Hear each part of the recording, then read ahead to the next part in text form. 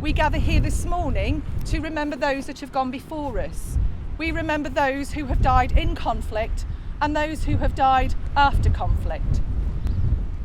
Freedom is not free. It comes at a price. In order for us to be free, sometimes sacrifices do have to be made. And as we gather here this morning, we are mindful of our brothers and sisters who have paid the ultimate sacrifice. And it is for them that we gather and remember this morning. It's probably the one day in the year where almost the entire world comes together to remember the sacrifices we've made, rightly or wrongly, throughout our history as human beings.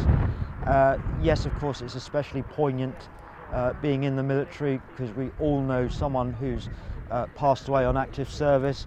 As we maintain silence, we maintain it for those who mean so very much for us. We think of our comrades, both military and civilian, who continue to serve to bring about freedom. At the going down of the sun and in the morning, we will remember them. We will remember them.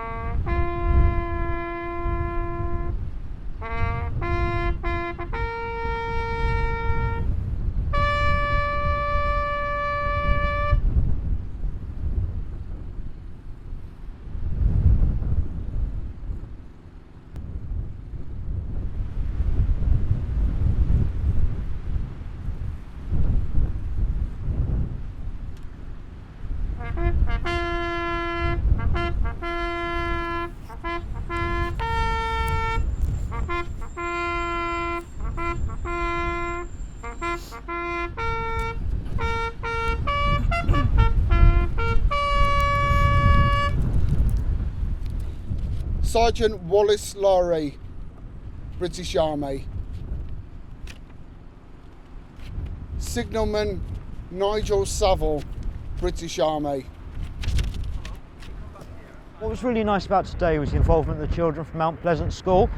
And there's a saying, that the only thing we don't know about our future is what we've forgotten from the past.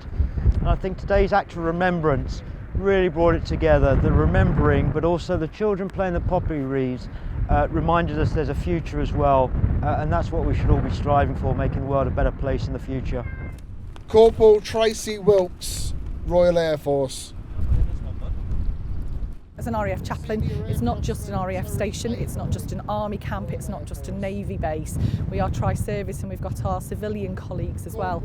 And that's indicative when you get everybody gathered together today. There were people in civilian clothing, and I would suggest probably most trades were represented as well in the British military. And our children here, they're absolutely fantastic. They have confidence, they have audacity, and they've a really wonderful little school to be part of. And I think that was indicative of the poems that I think they'd written for themselves. And then the pleasure of watching them come forward to remember the 47 men and women who've died since the Falklands conflict. And that's what today was all about, remembering that we continue to deter and reassure here, but that freedom comes at a price and freedom is not free.